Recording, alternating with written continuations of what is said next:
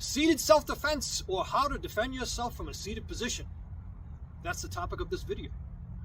So let's begin. First, it's important to maintain awareness. Stay alert and awareness of your surroundings, especially if you're seated in a public area. Awareness is the first line of defense. Now, if your intuition or your awareness senses a potential threat from one or more people, it's important for you to get up and leave and not to stay seated. How do you get up and leave? Depending on the distance. If there is distance between you and that potential threat, then you may make believe that you're late for an appointment. You look at your watch and then you leave. And maybe you start texting. You continue to text and you leave. And maybe you're drinking a hot or cold liquid. You continue to do so and you leave. Maybe eating a sandwich, continue to do so, and you leave. Maybe you're reading a book, you close that book, and then you leave. And you do this without making any eye contact, but maintaining awareness. Again, it depends on distance.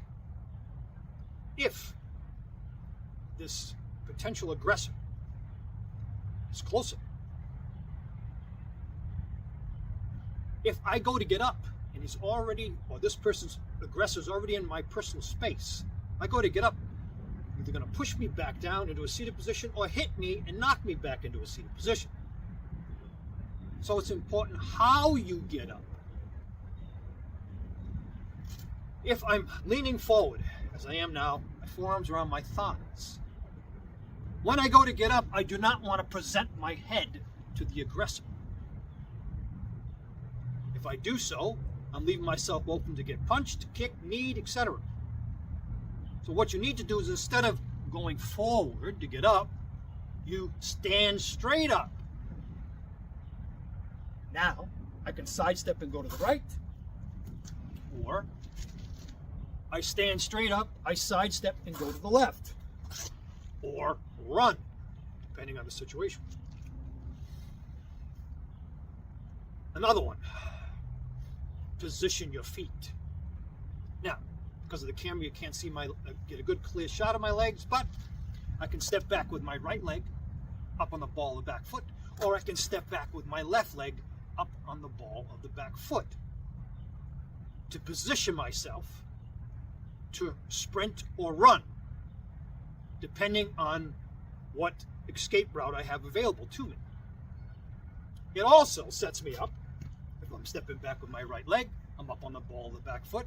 If I go to stand as my aggressor is coming forward, I can do so and be in a fighting position with my hands in a defensive position. Next, using the environment or improvised weapons. It's important that if you sense a potential threat from an aggressor, to look for what you have available to you. What object is close to you. Now, if you have those drinks, like I was talking, hot or cold liquid, you could use that, throw it into their face. If you have a book, you could use that, throw it into their face, or you could even hit them.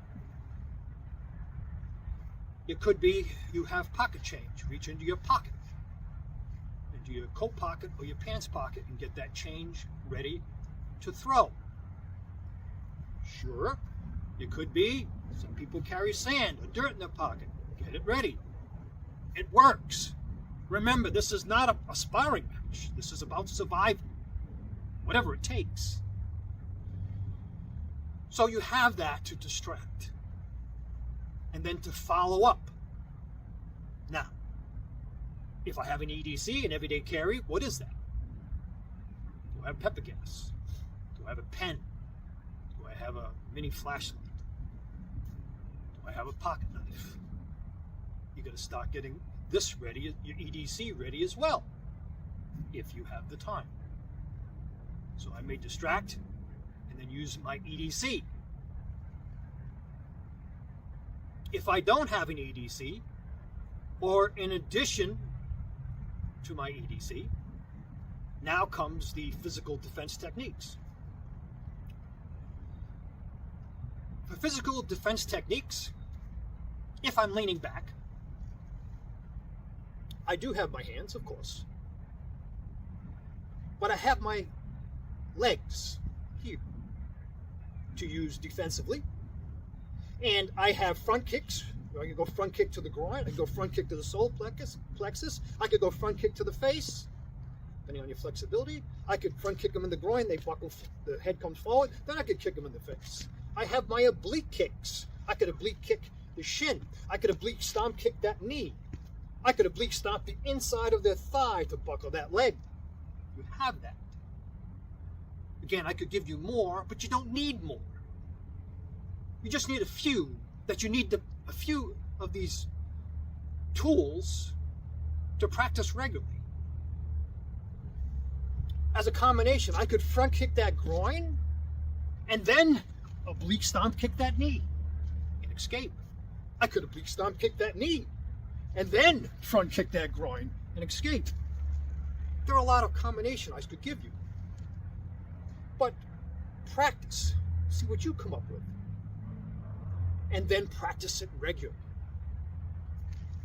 Now, hands, as I said, I have my hands. If they're in close, well, it's going to be the same as if I'm standing up practicing self-defense. If my opponent is close to me, then I can attack the eyes. I can attack the throat in a life or death situation. I can attack the ears. I can strike the nose. I can grab the head and get head control.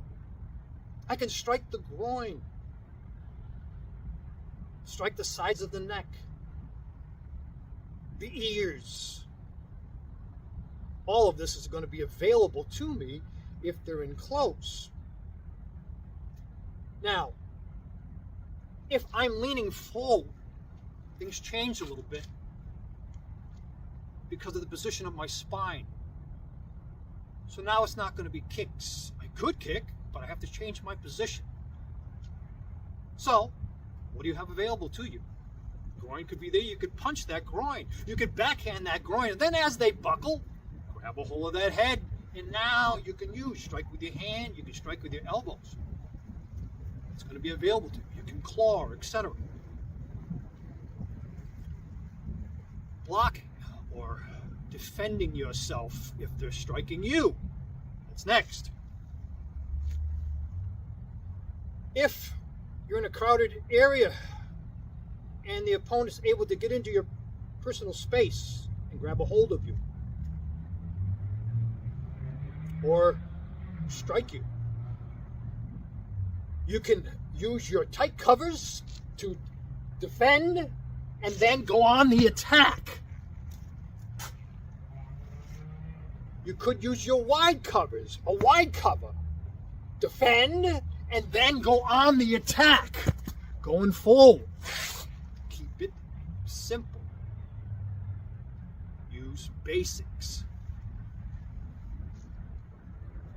And I could give you much here. But what I'm trying to do is just give you some ideas. I'm sharing with you some seated self-defense strategies from the Full Circle Fighting System. What's important is, if they're striking you, is not to cover up and just take the strikes and then fall to your sides. Because what's going to happen is they're just going to stop pounding on you or could pull out a blade.